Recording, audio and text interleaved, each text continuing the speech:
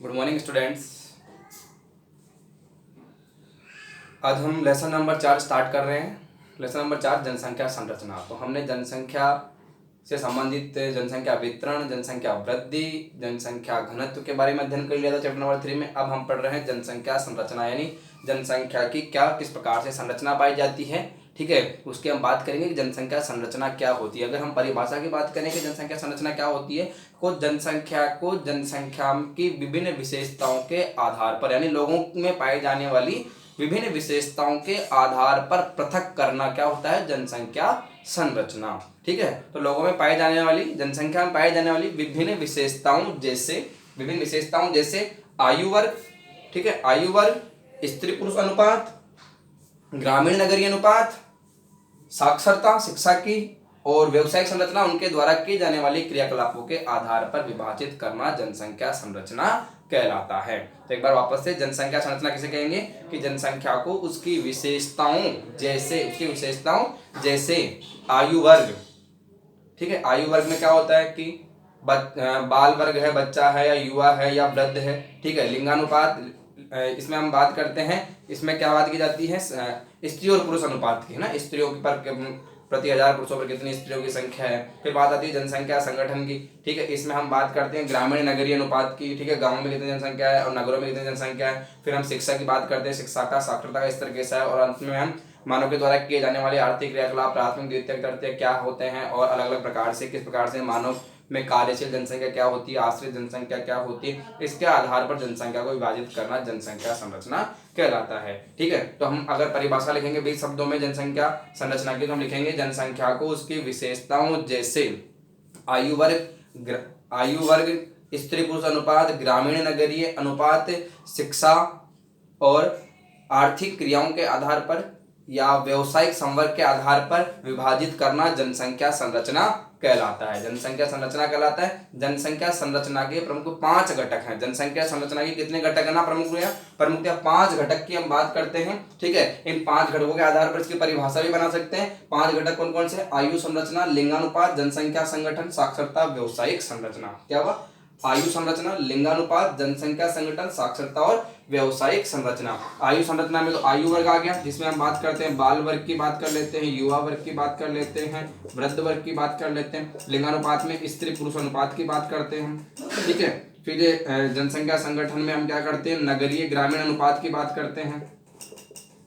ठीक है, फिर साक्षरता में हम शिक्षा के स्तर की बात करते हैं, शिक्षा का स्तर किस प्रकार से है। ठीक है, और व्यवसायिक संरचना में किए जाने वाले व्यवसाय कार्य के आधार पर या आर्थिक क्रियाओं के आधार पर जनसंख्या को विभाजित करते हैं। ठीक है, तो परिभाषा भी हम इनके माध्यम से लिख सकते हैं, और जो घटक है 5 वो भी आप स्पेसिफिक लिख सकते हो कि जनसंख्या संरचना के प्रमुख 5 घटक कौन कौन से। तो आयु संरचना, लिंगानुपात, जनसंख्या संगठन, साक्षरता और व्यवसायिक संरचना। तो परिभाषा क्या है, जनसंख्या को उसकी विशेषताओं जैसे आयु वर्ग, ठीक है, आयु वर्ग, स्त्री पुरुष अनुपात, ग्रामीण नगरीय अनुपात, शिक्षा, व्यवसाय संवर्ग के आधार पर विभाजित करना क्या कहलाता है, जनसंख्या संरचना कहलाता है। क्या कहलाता है? जनसंख्या संरचना।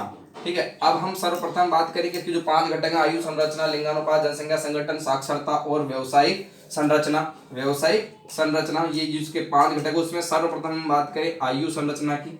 ठीक है, आयु संरचना के विषय में हम अध्ययन करें। आयु संरचना यानी जनसंख्या को उसकी आयु वर्ग के आधार पर विभाजित करना आयु संरचना कहलाता है। अगर हम परिभाषा लिखेंगे क्या लिखेंगे, जनसंख्या को उसकी आयु वर्ग के आधार पर विभाजित करना, पृथक करना क्या कहलाता है, जनसंख्या आयु संरचना कहलाता है। आयु संरचना कहलाता है। इसे हम 3 वर्गों में बांटकर पढ़ लेते हैं। 3 वर्गों में बांटकर पढ़ लेते हैं। पहला तो बाल आयु वर्ग, ठीक है, दूसरा हम बात करते हैं प्रौढ़ वर्ग या वयस्क वर्ग इसे बोल देते हैं।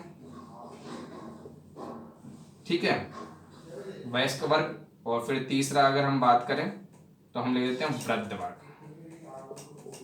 वृद्ध वर्ग। ठीक है, बाल आयु वर्ग की बात करें, बाल आयु वर्ग, तो बाल आयु वर्ग पूरे विश्व का जो जनसंख्या है उसका 26% बाल आयु वर्ग है। पूरे विश्व की जनसंख्या कितना है, लगभग 26%, 26% क्या है, बाल आयु वर्ग।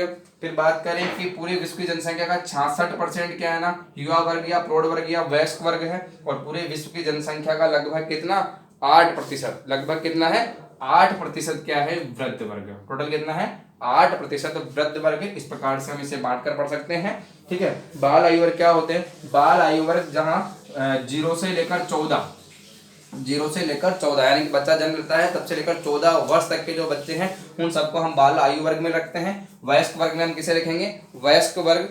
ठीक है, वयस्क वर्ग की अगर हम चर्चा करें तो वयस्क वर्ग में जो प्रौढ़ आयु वर्ग है, प्रौढ़ आयु वर्ग में हम 2 प्रकार से जो बांटते हैं। प्रौढ़ आयु वर्ग को कितने प्रकार से बांटते हैं, हम 2 प्रकार से बांटते हैं। एक तो हम लिख देते हैं कि युवा वर्ग, एक हम लिख देते हैं प्रौढ़ वर्ग। क्या लिख देते हैं, तो युवा वर्ग लिख देते हैं और एक क्या लिख देते हैं, प्रौढ़ वर्ग लिख देते हैं। तो युवा वर्ग होता है वो तो होता है 15 से लेकर 34 तक।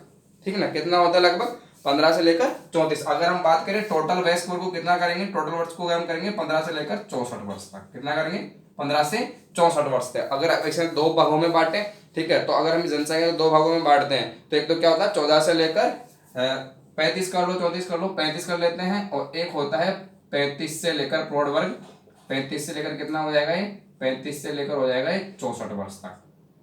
ठीक है, और जो 64 वर्ष से ऊपर है, 64 वर्ष से ऊपर, उन्हें हम किस में लेते हैं, वृद्ध वर्ग समूह में लेते हैं। किसमें लेते हैं, वृद्ध वर्ग समूह लेते हैं। वापस से कि बाल आयु वर्ग 0 से लेकर 14 वर्ष, 0 से लेकर 14 वर्ष, वयस्क वर्ग 15 से लेकर 64 वर्ष, इस 2 प्रकार से बांट लेते हैं। तो युवा वर्ग जो 15 से 35 वर्ग का है, 35 वर्ष का है, और एक प्रौढ़ वर्ग जो 35 से 64 वर्ष का है, और वृद्ध वर्ग क्या होते हैं, जो 64 वर्ष से ऊपर होते हैं, जिनकी जो क्या होती है, जिनकी आयु 64 वर्ष से ऊपर होती है, उसे हम वृद्ध वर्ग में रखते हैं। ठीक है, पूरे विश्व की जनसंख्या का लगभग कितना 26% बाल आयु वर्ग में है, लगभग कितना 66% कहां पे है, वयस्क वर्ग में है, और वृद्ध वर्ग में कितना है, लगभग 8%। लगभग कितना है, 8% है। देखो, जहां पर जिन देशों में जन्म दर अधिक है वहां पे बाल आयु वर्ग ज्यादा मिलेंगे। ठीक है, जैसे कि हम बात करते हैं अविकसित देशों की, जहां पे अविकसित देशों में अफ्रीकी देशों की बात कर सकते हैं हम, नाइजर, कांगो, ठीक है, इनकी बात कर सकते हैं, अंगोला, जाम्बिया, नाइजर, ये यहाँ पे क्या है, जन्म दर अभी ज्यादा है, तो वहां पर बाल आयु वर्ग का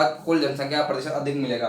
वहीं हम वयस्क वर्ग की बात करते हैं, वयस्क वर्ग ज्यादा कहाँ है, तो वयस्क वर्ग है विकासशील देशों में। विकासशील देश जैसे कि भारत की हम बात करते हैं, तो भारत में सर्वाधिक प्रतिशत किसका है, युवा वर्ग का है। जो हमारे प्रधानमंत्री जी हैं वो भी बार बार युवा वर्ग पर जोर देते हैं, क्योंकि सबसे ज्यादा जनसंख्या कौन सी ना, युवा वर्ग जनसंख्या है, जिसे हम वयस्क वर्ग जनसंख्या कहते हैं। ठीक है, इसे 2 प्रकार से बांट लेते हैं, युवा वर्ग और प्रौढ़ वर्ग। और तीसरा वृद्ध वर्ग। और वृद्ध वर्ग की बात करें कि सबसे ज्यादा जो वृद्ध वर्ग जनसंख्या की बात करें, पूरे हम कहें कि भारत पूरे विश्व का लगभग 8% जनसंख्या वृद्ध जनसंख्या है, और वृद्ध जनसंख्या 64 वर्ष से ऊपर। ये मिलेगा कहाँ पे, विकसित देशों में। वृद्ध जनसंख्या सबसे ज्यादा कहाँ मिलेगी ना, विकसित देशों में, क्योंकि वो अब जनसंख्या वृद्धि दर पे वहां पे नियंत्रण काफी पहले आ गया था। वो जनसंख्या अब कहाँ पे, वो जनसंख्या वृद्ध वर्ग समूह में है।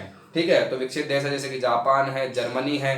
ठीक है, ये जो देश हैं वो किस वर्ग में आते हैं, वो आते हैं इस प्रकार से वृद्ध वर्ग समूह में। किसमें आते हैं, वृद्ध वर्ग समूह, सॉरी, उन देशों में क्या पाया जाता है, वृद्ध वर्ग समूह ज्यादा पाया जाता है विकसित देशों में। और विकसित देशों में क्या क्या हमने बात की, विकसित देशों में जैसे कि जर्मनी है, फ्रांस है, ब्रिटेन है, जापान है, यहाँ पर वृद्ध वर्ग समूह ज्यादा पाया जाता है। तो इस प्रकार से हम क्या करते हैं, जनसंख्या संरचना में जो आयु संरचना है इसे 3 प्रकार से बांटकर पढ़ लेते हैं।